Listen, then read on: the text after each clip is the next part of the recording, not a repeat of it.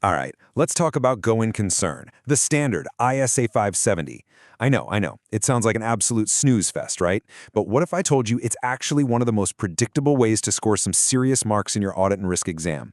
Yeah, stick with me because we're about to turn this topic into your personal exam cheat code.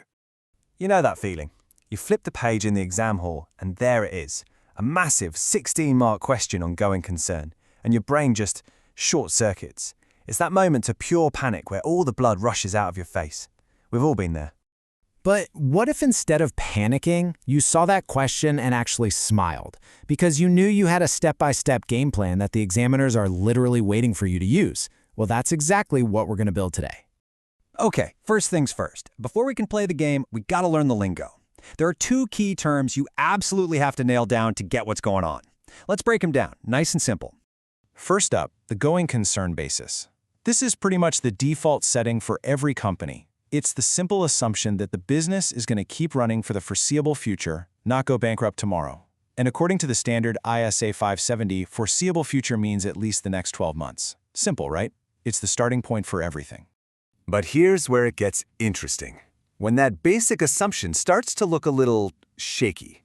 That brings us to material uncertainty. This is when some big event or condition pops up that casts significant doubt on the company's ability to stay afloat. And this is the key bit. It's a problem even after you look at management's big plans to fix everything. This is the giant waving red flag that we as auditors are paid to find. So, how do we actually tackle this beast in an exam? Simple. We use a repeatable 5-step game plan. This isn't just some nice-to-have suggestion. This is the exact structure that markers are looking for. You master this framework, you master the question. And here it is, your 5-step cheat code. 1. Spot the indicators of trouble. 2. Review what management thinks is going on. 3. Plan your audit procedures to find the real story. 4. Form a solid conclusion based on the evidence. And 5. Figure out what this all means for the audit report. Let's put this framework into action. For our first scenario, let's check in with Asami Sato from Future Industries. Now, pay close attention to the task word here, evaluate. That's exam speak for make a judgment based on the evidence I'm about to give you. So here's the tea. Future Industries has been losing money for 2 years straight. Ouch. But worse, they've breached a loan covenant. That means they broke a major rule with their bank, and that's a huge problem, especially since the whole loan is up for renewal in just 3 months. Asabi's big plan is to launch a new Satomobile, and she's handed us an 8-month forecast to prove everything will be fine. Our job is to evaluate if she's right. Step 1. Spot the indicators. This is where you pick up the easy marks. Financially, we've got those net losses and, more importantly, that massive covenant breach. That's a huge red flag. Operationally, the whole company's future is riding on a single new product. That's super risky. You just list these out, nice and clear. Okay, step 2. Evaluate management's assessment. And here it is, a classic exam trap. Asami's forecast is for 8 months. But what does the standard ISA 570 demand? A minimum of 12 months. So right off the bat, her assessment is fundamentally flawed. This is the killer point you absolutely have to spot.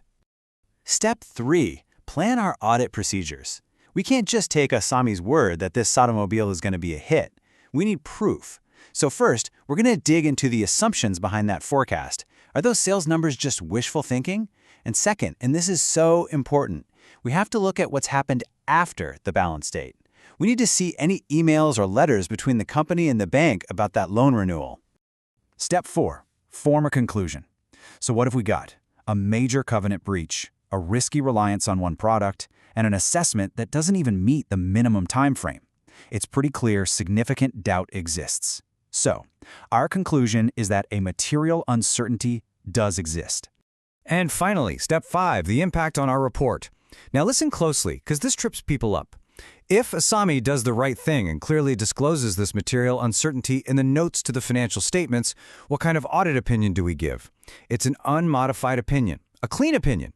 But, and this is the crucial part, we have to add our own separate paragraph called Material Uncertainty Related to Going Concern to make sure everyone who reads the report sees it.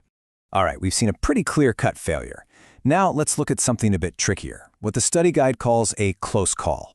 Our guy this time is Berlin from Cabbage Corp, and the task word is explain. This just means we need to make the situation super clear, giving all the details and reasons. So, Cabbage Corp is in trouble. They're losing cash fast, all because a new noodle shop of all things has opened up nearby. Boland's plan to fix it is to sell off a warehouse he's not using. He even says he has an offer. The question asks us what to do with the audit report if we check out his plan and decide it's actually going to work. Let's blitz through the framework. Indicator, negative cash flow. Easy. Management's plan, sell the warehouse. Got it. Now the audit procedure. This is where another trap lies. We can't just be like, oh, cool, Boland, you have an offer. No way. We have to verify it. Is there a signed contract? Is the buyer a real person with real money? Is this sale actually going to happen? We need evidence. And that leads to our conclusion. If we can verify that the sale is legit and it will solve the cash problem, then guess what? The material uncertainty goes away. But the situation was still super risky, wasn't it? It was a close call. The company was on the edge. And this is the reporting rule for those close calls. Even though we're giving a clean, unmodified audit opinion, the standard says the financial statements still have to disclose the whole story. They need to talk about the negative cash flows, the risks they faced, and management's plan that saved the day. The people reading these reports need to know how close things really got. Phew, okay, we've walked through two pretty different scenarios. Now let's boil it all down and look at the most common traps that students fall into so you can just, step right over them. Look at the difference here. A rookie answer just accepts an 8-month forecast. A merit-level answer immediately calls it out for being too short. A rookie forgets about what happens after year-end. A merit student is actively hunting for that post-balance date evidence. But the biggest one? A rookie just believes what management says. You're going to demand evidence for everything. And please, don't just jump to a qualified opinion. Your conclusion is always linked to how good the disclosure is. So one last time, let's run through the cheat code. 1. Spot the red flags. 2. Critique management's plan. 3. Get the evidence. 4. Form your conclusion. And 5. Decide on the report. It's a logical flow that will guide you to the right answer every single time. Promise. If you only remember 2 things from all of this, let it be these. First, always challenge management. Be skeptical. Are their plans actually realistic? Where's the proof? And second, your final decision on the audit opinion almost always comes down to one question. Is the disclosure adequate? If management tells the full story of the problem in the notes, you can often give a clean opinion. And there you have it, the 5-step framework that turns a terrifying 16-mark question into points in the bag. You officially have the cheat code. So the only question left is, which company's crisis are you going to solve next?